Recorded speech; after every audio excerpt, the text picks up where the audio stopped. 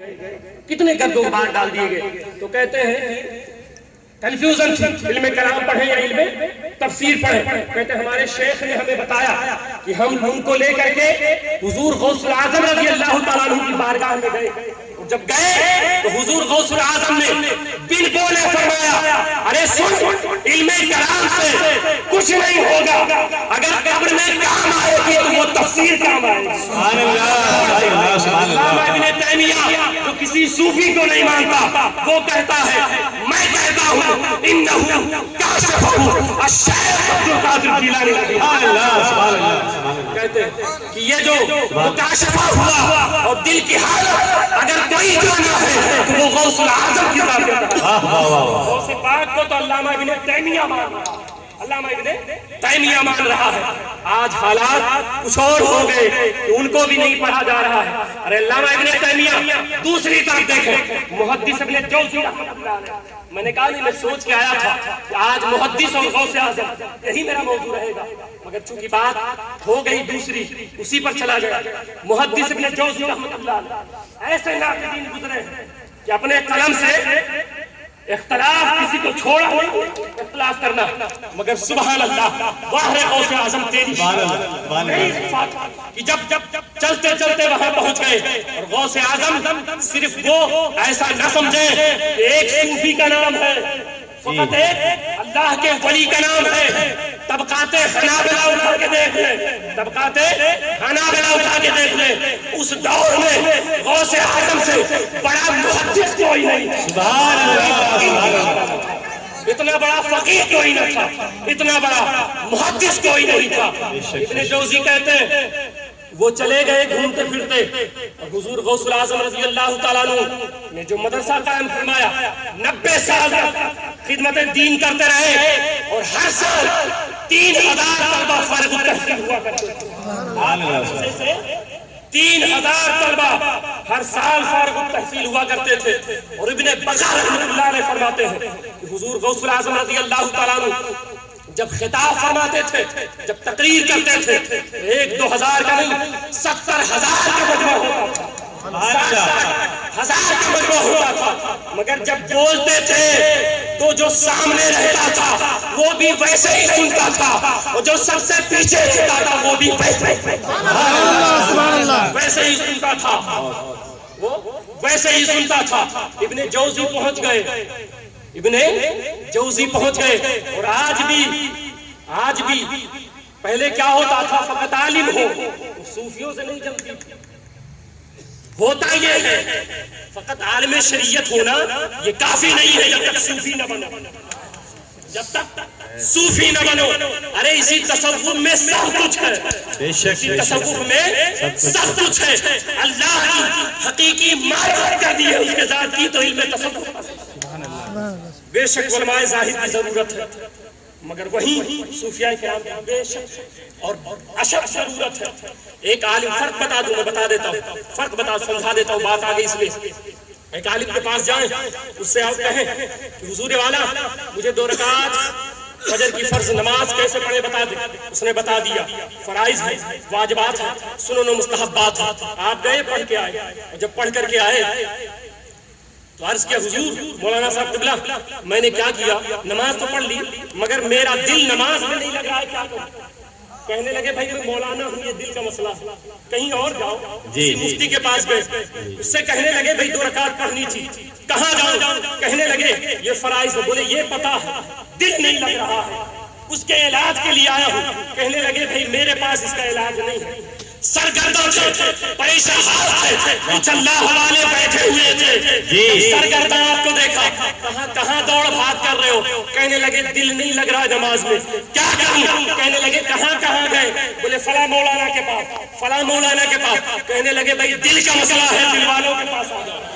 کہاں چلے گئے تھے، دل والوں کے پاس آ جاؤ. تو دونوں کی ضرورت ہے. ایک جو عالم ہوتا ہے وہ ہمارا ظاہر درست کرتا ہے، مگر جو اہل اللہ ہوتے ہیں وہ ہمارا باطن درست کرتے ہیں. ایک اللہ کا جو حاصل کرتا ہے علوم شریعہ اور حضور صلی اللہ علیہ وسلم کا نائب ہوتا ہے، جب وہ بتاتا ہے وہ ہمارا سر سوئے کعبہ جھکاتا ہے، مگر جو اہل اللہ ہوتے ہیں وہ ہمارا دل رب کعبہ. سبحان اللہ، سبحان اللہ.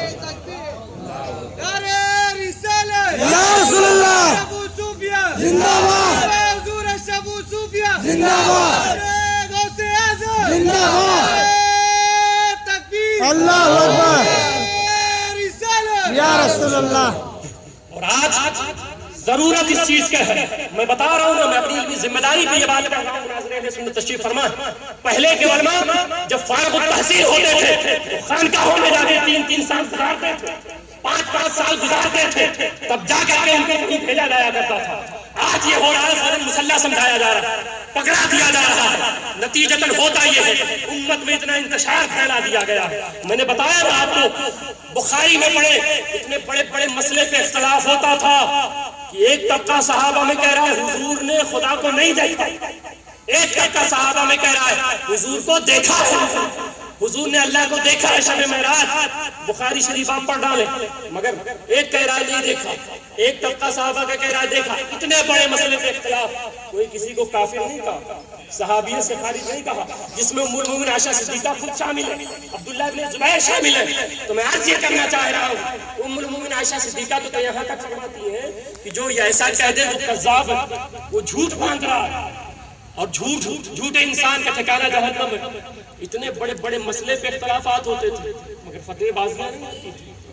آج حالات یہ ہیں، میں نے کہا نہیں، صحابہ میں 2 طبقہ تھا، ایک کہتا تھا موضوع پہ مسح کرنا چاہیے، ایک کہتا تھا نہیں، مگر کوئی کسی کو ایمان سے خارج نہیں کیا۔ آمین بالجہل صحابہ کہتے تھے، کچھ نہیں کہتے تھے، کسی کو ایمان سے خارج نہیں کیا گیا۔ کچھ لوگ سورہ فاتحہ لازم جانتے تھے پڑھنا ایمان کے پیچھے، کچھ صحابہ نہیں پڑھتے تھے، کسی کو کافر نہیں کہا گیا۔ مگر آج تھوڑے تھوڑے مسئلے پہ لوگوں کو فوراً کافر بنا جا رہا ہے۔ اللہ کے واسطے مسلمان بن کر کے جیو، عاشق مصطفیٰ بن کر کے جیو، عاشق اولیاء کرام بن کر کے جیو۔ تو میں عرض کر رہا تھا، ابن جوزی اپنے وقت کا محدث جب وہ جاتا ہے اور حضور غوث الاعظم رضی اللہ تعالیٰ عنہ کی مجلس میں بیٹھے، حضور غوث پاک نے ایک آیت تلاوت فرمائی اور اس کی تفسیر بیان فرمائی۔ بغل میں ابن جوزی کے بیٹھے ہوئے تھے، انہوں نے کہا پتہ ہے؟ ابن جوزی نے کہا تفسیر جانتا ہوں۔ دوسری تفسیر ایک ہی آیت میں غوث پاک نے کی، ابن جوزی نے کہا یہ بھی جانتا ہوں۔ تیسری کی کہا یہ بھی جانتا ہوں، چوتھی کی یہ بھی جانتا ہوں، 11 تفسیر کا دان۔ ابن جوزی بولتے رہے، جانتا ہوں جانتا ہوں، 12ویں تفسیر کر دی۔ 11ویں والے نے 12ویں تفسیر کر دی، سبحان اللہ 11ویں والے نے 12ویں تفسیر کر دی، اور یہ جو 11ویں ہے یہ 12ویں کا صدقہ ہے۔ بے شک سبحان اللہ۔ حضور غوث الاعظم رضی اللہ تعالیٰ کے خواب میں حضور صلی اللہ علیہ وسلم آئے، کیونکہ یہ 12ویں کی نیاز کیا کرتے تھے۔ حضور غوث الاعظم رضی اللہ عنہ 12ویں کی نیاز کیا کرتے تھے، خواب میں حضور صلی اللہ علیہ وسلم آ گئے، فرمایا بیٹے شہزادے تم یہ جو نیاز 12ویں کا کرتے ہو اب لوگ تمہارے نام پہ کریں گے، مجھے جہاں 12ویں کے نام سے کیا جائے گا، صبح تک تمہیں 11ویں کے نام سے یاد کیا۔ کیا بات ہے، کیا سبحان اللہ سبحان اللہ سبحان اللہ اس کو کوئی ختم نہیں کر سکتا۔ ابن جوزی 12ویں تفسیر کی 11ویں والے نے تو کہا آپ جانتے ہیں؟ بولے نہیں، بس 13ویں تفسیر کی غوث پاک نے، ابن جوزی چپ، 14ویں کی، 15ویں کی، حضور غوث اعظم نے ایک آیت کی 40 تفسیر بیان فرمائی، 40 فرما دی، 11 تک ابن جوزی نے ساتھ دیا، اس کے بعد چپ ہو گئے، اور اس کے بعد حضور غوث اعظم جوش میں آ گئے، اور جوش میں آ کے فرمایا ارے ابھی تک اب یہ کی بات تھی، اب حال کی سنو۔ اور جب پڑھا لا الہ الا اللہ محمد رسول اللہ، تو وہ جو ابن جوزی محدث جو ناقدین میں تھا، جو تنقید کرنے والوں میں تھا، صوفیوں سے نجمی تھی، جب ایک تیر ماری حال کی طرف آ گئے۔ ابن جوزی اپنے دور کا بہت بڑا محدث اپنا گریبان چاچا لیا اور کہنے لگا یہ جو جام آج آپ نے بنایا ہے پوری زندگی کبھی نہیں۔ اللہ سبحان اللہ سبحان اللہ۔ یہ حضور غوث الاعظم رضی اللہ تعالیٰ عنہ کی ذات طاہر ہے، اور حضور صلی اللہ علیہ وسلم ان کے والد کے خواب میں آتے ہیں، ان کے والد کے خواب میں آئے تھے شیخ ابو صالح موسیٰ دوست جنگی رحمت اللہ علیہ، اور حضور صلی اللہ علیہ وسلم نے فرمایا تھا قال یا ابا صالح آتاک اللہ ابنا وہوا ولی و محبوبی و محبوب کل ملائک اللہ۔ سبحان اللہ سبحان اللہ شان فی الانبیاء وہو شان فی اولیاء اللہ. حضور صلی اللہ علیہ وسلم ابو صالح موسیٰ دوست جنگی, ارے حضور غوث الاعظم, ایک کوئی کسی کا مراد ہوتا ہے, کوئی مرید ہوتا ہے, میرا غوث نبی کا مراد ہے, میرا غوث مراد ہے. اور خواب میں آئے اور کہا ابو صالح سے, اے ابو صالح دوست جنگی, یہ جو تمہارے یہاں لڑکا پیدا ہو رہا ہے, یہ تمہارا نہیں میرا بیٹا پیدا ہو رہا ہے, تمہارا نہیں میرا بیٹا پیدا ہو رہا ہے. اور سن لو وہ ولی اللہ ہے.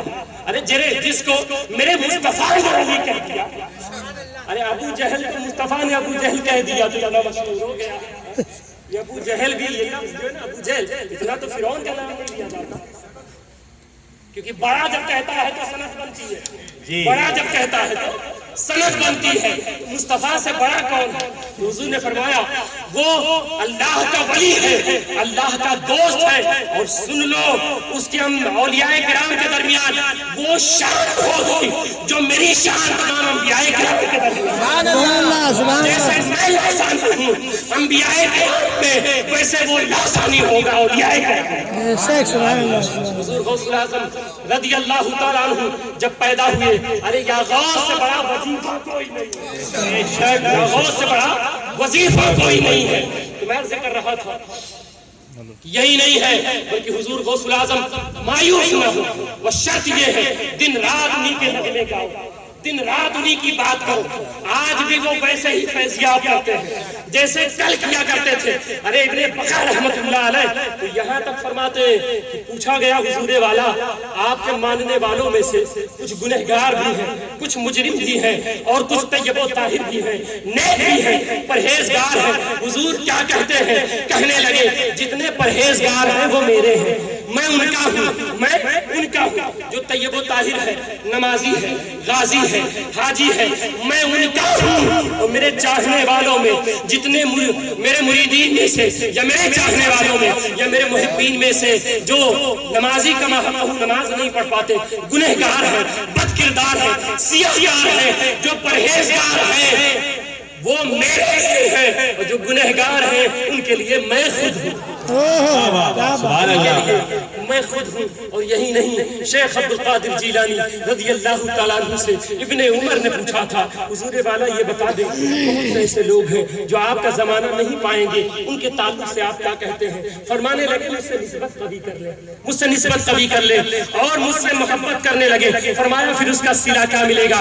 قربان جاؤ میرا دوست کیا کہہ رہا ہے؟ فرماتے ہیں اس کا صلہ یہ ملے گا کہ قیامت میں اس وقت تک میں جنت میں نہیں جاؤں گا جب تک کہ اپنے ماننے والے کو جنت میں سبحان اللہ. اس وقت تک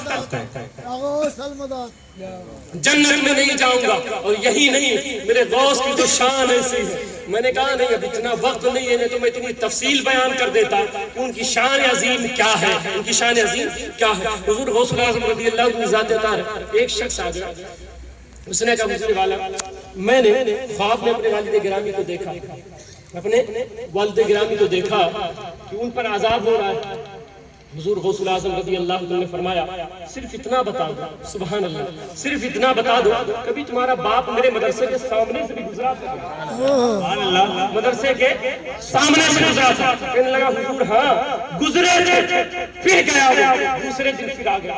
اس نے عرض کیا کہ میرے والد گرامی آج بھی خواب میں آئے مگر آپ جنت میں ٹہل رہے ہیں, جنت میں ٹہل رہے ہیں. میں نے پوچھا یہ کیسے ہو گیا؟ میرے والد نے بتایا ہے قد ان العذاب رفع بالشیخ عبد القادر جیلانی رضی اللہ عنہ. یہ جو برکت دے رہے ہو, جو غوث اعظم کا مدرسہ تھا اس کے سامنے سے گزرا تھا, اللہ نے اس گزرنے کی برکت سے میرے عذابوں کو رفع. اور فرمایا اب یہیں پر بات ختم نہ ہوئی, غوث پاک نے پھر مسکرا کے فرمایا ان اللہ عز وجل قد وعدنی ان يخفف العذاب عن كل مبرأ على باب مدرسة من المسلمين. سبحان اللہ اعظم فرماتے ہیں بے شک میرے رب نے مجھ سے وعدہ فرمایا ہے جو میرے مدرسے کے سامنے سے گزر جائے گا اس پر عذاب تخفیف ہے۔ نعرہ تکبیر نعرہ رسالت شان غوث اعظم سبحان اللہ سبحان اللہ ارے تعاون پھیل گیا تھا بغداد میں، تعاون پھیل گیا تھا۔ حضور غوث اعظم نے فرمایا جو میرے کنویں سے پانی پی لے گا وہ تعاون اسے کبھی تکلیف دے نہیں۔ غوث اعظم رضی اللہ تعالیٰ عنہ کے فرامین ہیں۔ یہ چند باتیں ہم نے عرض کر دی، اللہ سے دعا کریں کہ خلا کے کائنات قبول فرمائے۔ وما علینا الا البلاغ۔ السلام علیکم۔